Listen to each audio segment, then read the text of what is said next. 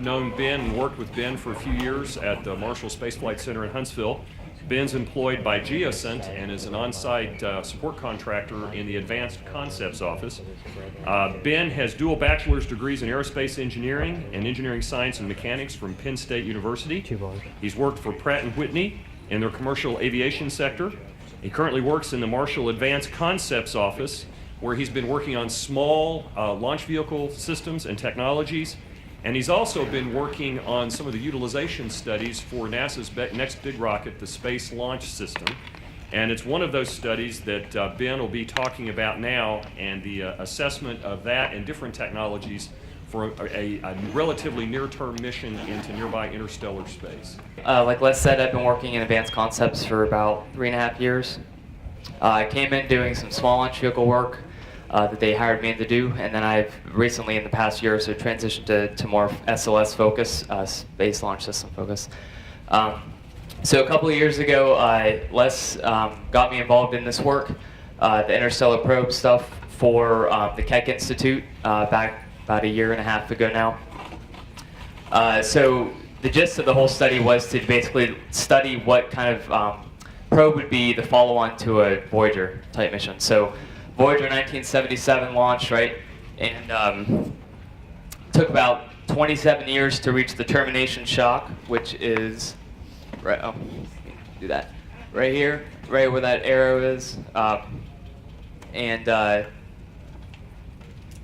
yeah, 27 years, and then it took another 9 years to reach the heliosheath, which is this middle part right here, and then which is all about the time in someone's career span. So if you start working on that the beginning of your career, hopefully you would see it while you're still working, if not after you're already retired. So they wanted to look at something, obviously, that went a lot faster. So instead of going 100 AU, which was about where that red arrow is pointing, in 36 years, you wanted to go in there about 10 years, so about 10 AU per year. And so what you would need to do is obviously advance your propulsion systems to get you there, which would be the next step. So we looked at something called a magnetically shielded miniature hall thruster, or a MASME hall thruster, a solar sail, and then an electric sail.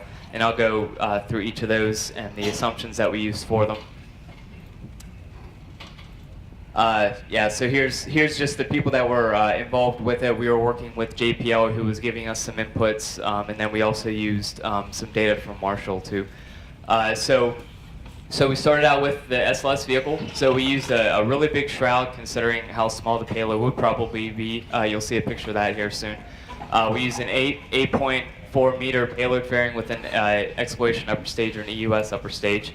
And then we also looked at 2 individual solid rocket motors that would have some initial kick stages or add some kick for us. First would happen actually at Earth departure, and then the second would actually happen for an O-berth maneuver or another assist, which again I'll show in a little bit here.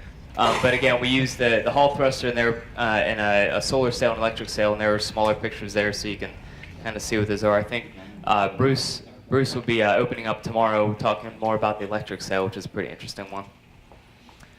So here's some of the ground rules that we used. We used, again, 100 AU in 10 years. We looked at about a 2025 to 2035 time frame. So another few years from now, and then we would use a Block 1B configuration of the SLS, which is the second generation of the SLS, if you will, with an exploration upper stage and a bigger shroud, the 8.4 meter payload fairing. And we assumed that the spacecraft mass would be about 380 kilograms, but that doesn't include the onboard advanced propulsion system.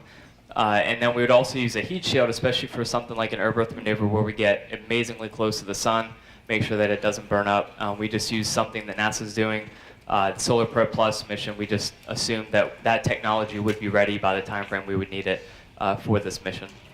And then we assumed that the spacecraft would need about 450 watts of power. So we assumed that it would be using what's called an enhanced multi-mission radioisotopic thermoelectric generator, mouthful for we used to say EMMRTG is the acronym for that. And so the numbers here were taken in terms of the SLS capability, the boost capability was taken all the way back from August 2014, which was the last information that we had at the time. This study is a little over a year old now. So we would need to, we use the Payload Mission Planner's Guide that was out there at the time. So we're looking at the blue line, and we're going to look somewhere down in here for the payload mass. And just give you some idea, 2B, block, SLS block 2B, which would have some advanced boosters or more kick in an upper stage, something like that, gives you kind of a range to show you how it would step up in power compared to some of the ones we've been using around, for the last 10 or 20 years, Deltas and Atlas vehicles. So what we used for each of the propulsion systems, we used for the MASME hull thruster, we said we're just going to use it until end of life, so 50,000 hours about. So you'll see in a minute here the trajectory options that we looked at. 50,000 hours, just let it go until it runs out. That has about 1,870 seconds and just under 20 millinewtons of thrust, which is way less than a pound. So that would need to be on for quite a while. And then for a solar sail option, we would look at maximum size of about 200 meters per side of a square. And then this, looking at the aerial density assumptions that we had, 10 grams per square meter and then 3 grams, which is very advanced. That would require some technology development because right now, if some of you were here yesterday, you heard Les talking about a 25 gram per meter squared, which is the current technology of the solar sail. So we would need to have some technology development, so we assumed that, and then we assumed a lot of technology development to get to the 3 grams per meter squared. So each of those just gives you a different acceleration because you have different area for that, and they change mass too. So this is kind of the lowest TRL propulsion system that we looked at, something called electric sail or an e-sail. I think Bruce will get more of that in tomorrow.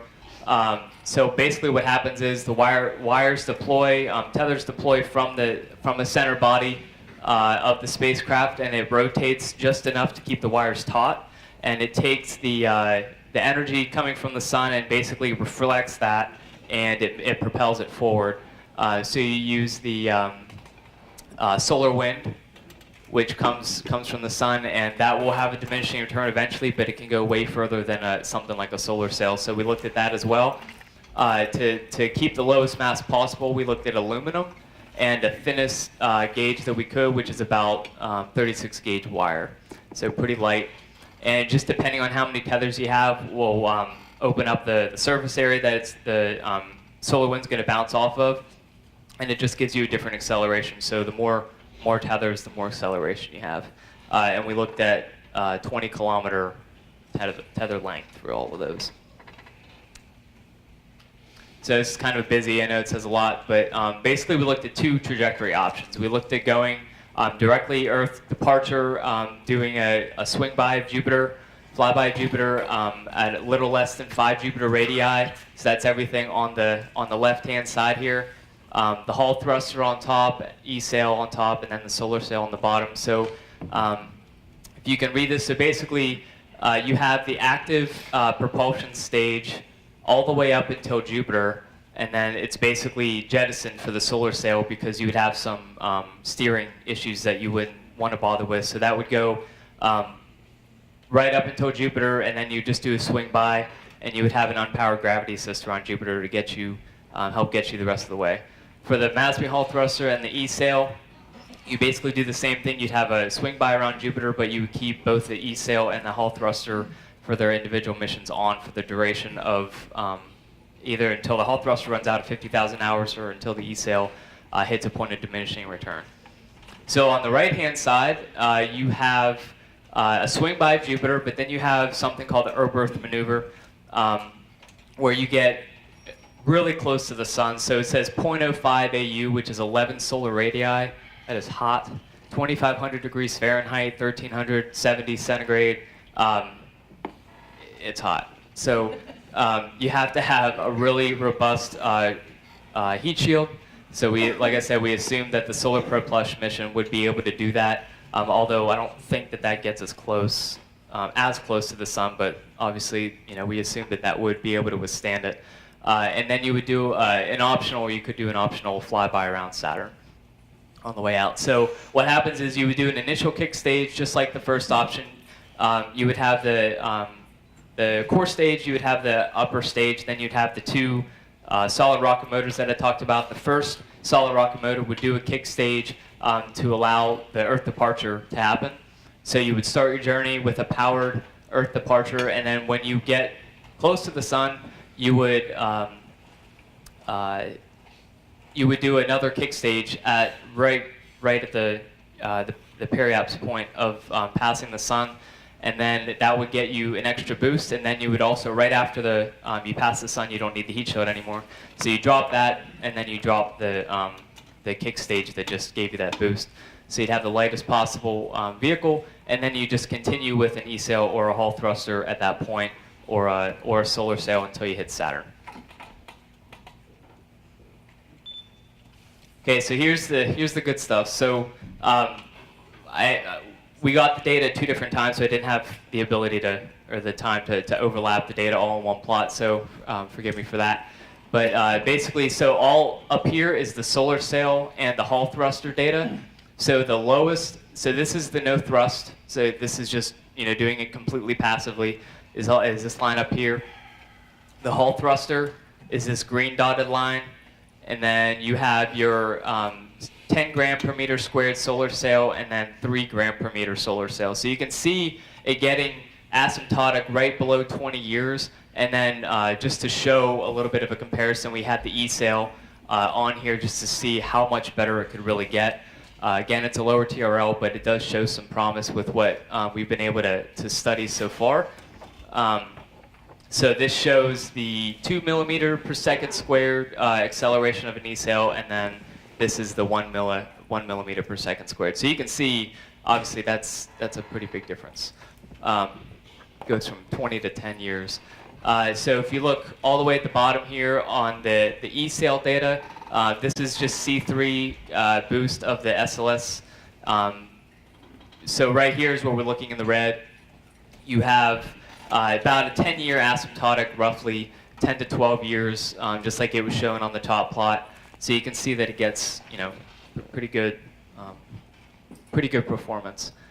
The green being the 1 millimeter, and then the 2 being the 2 millimeter data. So in terms of the second option, or with the O-berth maneuver around the sun, this is what the data looks like. So you have it asymptotic to about 10 to 12 years, and then you have, just to show again the E-sail point, you have, this is the 1 millimeter per second squared, and then if to get 10 years, you would need 7 kilometers per second. But for the kick stages, in terms of the kick stage performance that we looked at, you would probably do somewhere in the order of 2.5 to 3.5 kilometers per second for that particular kick stage. So that shows you that it would hit roughly 15 years, maybe 16, 17 years.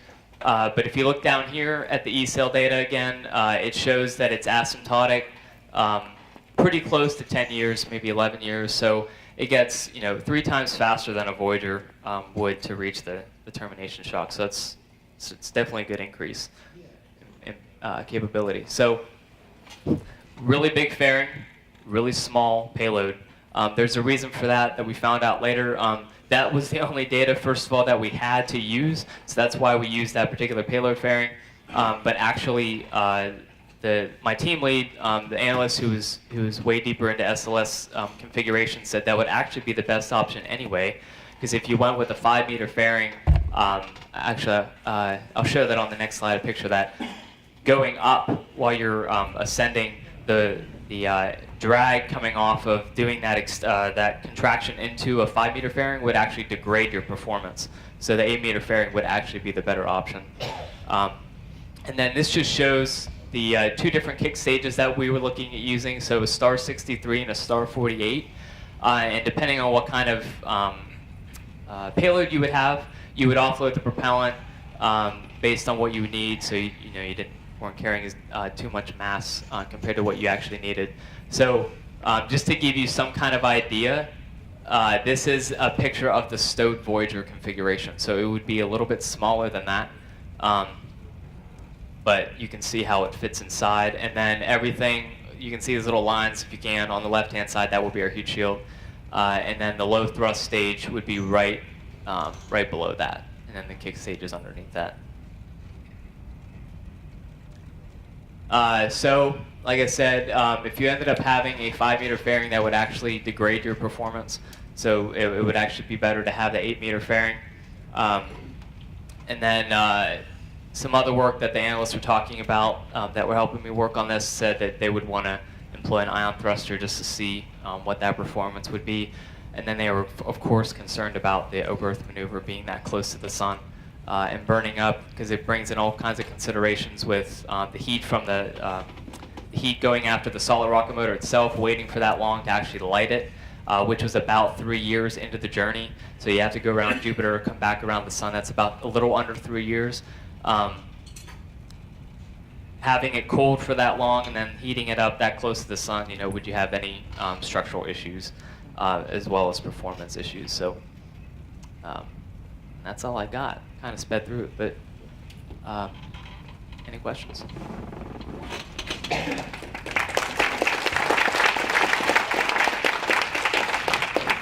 It's coming around. Thank you. Holding it right? Good. I'm Greg Matloff, New York City College of Technology. Question for you. A few years ago, one of our Italian colleagues who isn't here, Claudio Maccone, played with the idea of a double Jupiter flyby, which you use Jupiter to get you in close to the sun for your sun diver maneuver, then you fly by it again on the way out. Did you investigate this, or maybe not Jupiter on the way out, but Saturn, to see if a multiple gravity assist might gain you a little bit more? So you said 2 around the sun? In other words, first go around Jupiter to give you a close periapsis, a perihelion. You unfurl your sail or your various other propulsion systems close to the sun, fly out again to the giant planets, fly by a second time Jupiter, or go by Saturn perhaps. Did you look at multiple gravity assists of that nature in your study? Yeah, I mean, the only multiple gravity assist that we looked at was an optional Saturn Okay. flyby. So you would go around Jupiter, but in terms of doing any double flybys around the same planet or things, we didn't. Did you gain much using Saturn also, as well as Jupiter? No. No. Okay, thank you.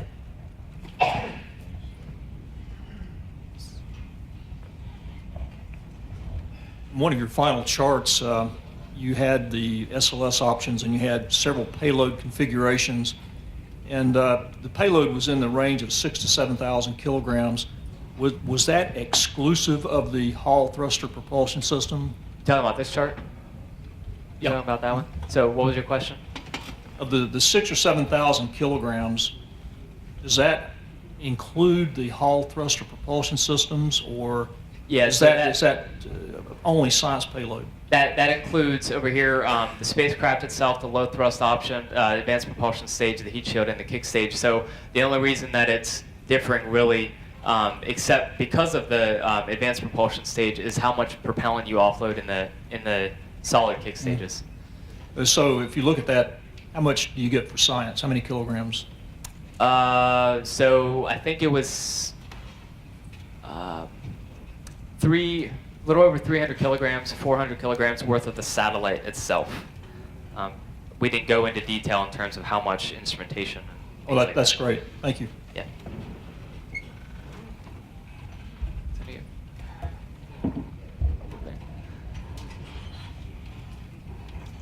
Looking at that very large fairing in that slide, I'm reminded of something that was discussed on Apollo but never used, and that was to flush the interstages with helium just to displace air, to lower the mass on liftoff. And there's probably 10 cubic meters inside that fairing or more? I don't know off the top of my head. Okay. But I was curious if you thought about that, if you would flush that with it's just atmospheric air inside there, right? That slowly vents as it climbs out of the atmosphere?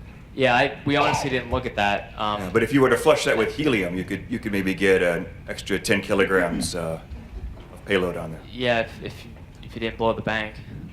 Helium's kind of expensive, right? But it's at 1 atmosphere, so just to flush. Yeah, I mean, yeah, that's true. You lighten it. Yeah. Yeah, we didn't look at that.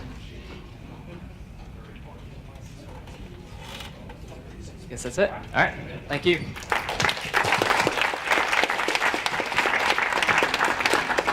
Ben finished a little ahead of schedule. They're doing a little bit of switching on the charts before I introduce our next speaker. So I'm going to take director's privilege just for a second. Those of you who were in my propulsion class yesterday, you've heard solar thermal, nuclear thermal, electric propulsion, solid rocket motors, all the stuff we covered in there. So we had a tutorial of that yesterday. As the person who was working with Ben on this study and using the data out at the Keck Institute, I want to take just a minute to embellish on this mission. Dr. Ed Stone, who's the project scientist for Voyager, was in charge of this study at the Keck Institute, and he was wanting us to come up with a way to get data back for whoever his successor is for the next interstellar precursor mission faster than he got data back from Voyager.